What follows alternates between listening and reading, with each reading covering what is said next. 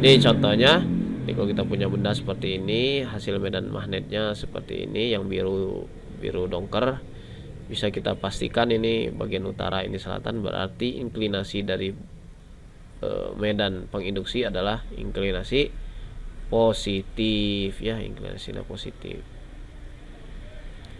Ini contoh dari model beberapa daerah. Ini kalau di daerah ekuator nilainya akan negatif, jadi akan negatif tinggi ya, akan didahului oleh edge atau tepi yang positif.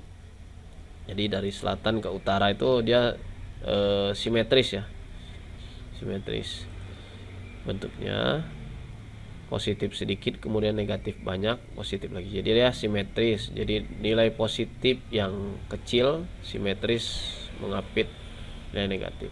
Kalau untuk di lintang inklinasi 27, positif 27, seperti kita ketahui di bagian utaranya pasti negatif, di selatan pasti positif, jadi nilainya sudah dipol ya.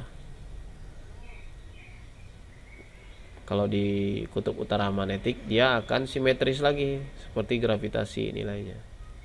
Jadi kita lihat ini nilai simetris ada di ekuator dan kutub utara. Cuma kutub utara magnetik ini bentuknya seperti monopol, seperti gravitasi. Jadi orang akan lebih cenderung seneng kalau data yang di kutub utara ini.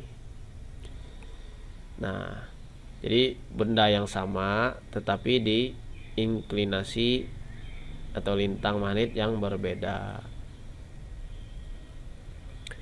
Mengapa memilih geomagnet? Ada alasannya. Pertama, kalau untuk studi regional biasanya batuan-batuan beku, batuan-batuan basement gitu ya. Batuan basement itu terdiri dari batuan beku atau batuan metamorf, itu memiliki properti magnetik yang lebih besar, suseptibilitas yang lebih besar. Jadi dia bisa dipisahkan antara batuan dasar dan batuan sedimen.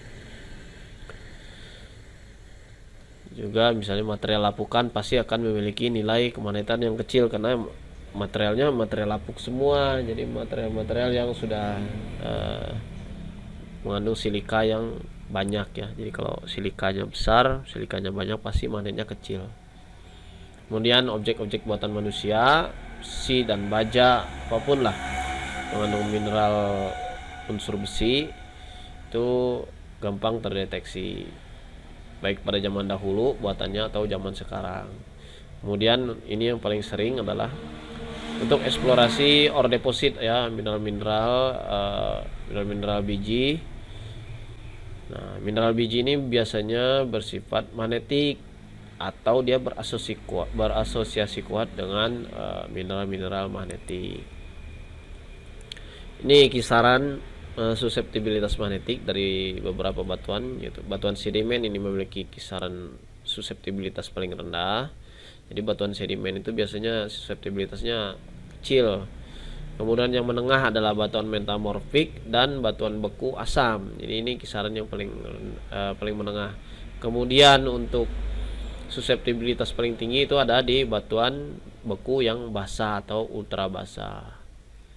Jadi bisa kita lihat nilai K-nya kan semakin tinggi di sini. Ya bisa kita lihat karena ultra basah itu mengandung mineral yang kalau dari seri boron berarti dia mineral Fe sama Mg-nya tinggi ya.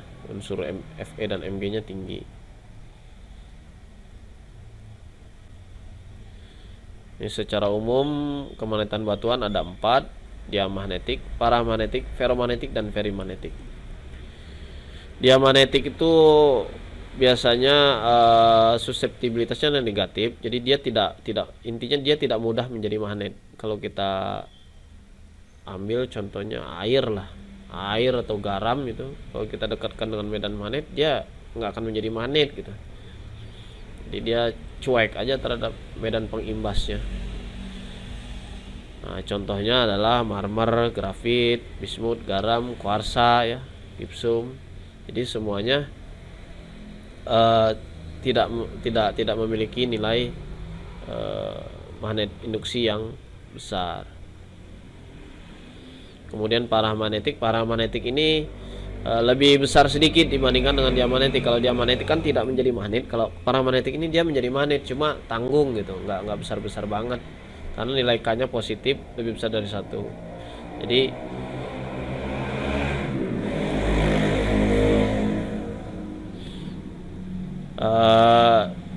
contoh batuannya granit ya.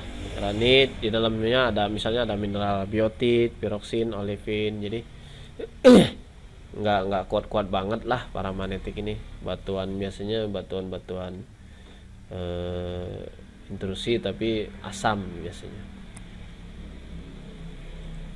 Kalau ferromagnetik biasanya itu gampang menjadi magnet. Dia terikat dengan unsur besi yang cukup banyak ya. Jadi biasanya daerah mineralisasi ya, ada biji misal ferromangan, ferronikel, nah itu, atau hematit. Hematit mah udah very magnetic ya. Jadi suseptibilitasnya besar dan dia lebih banyak mengandung unsur Fe ya. Kalau very magnetic, nah ini yang sangat besar sekali. Jadi contohnya adalah hematit dan magnetit ya. Dia sangat gampang sekali menjadi magnet atau memang sudah menjadi magnet gitu.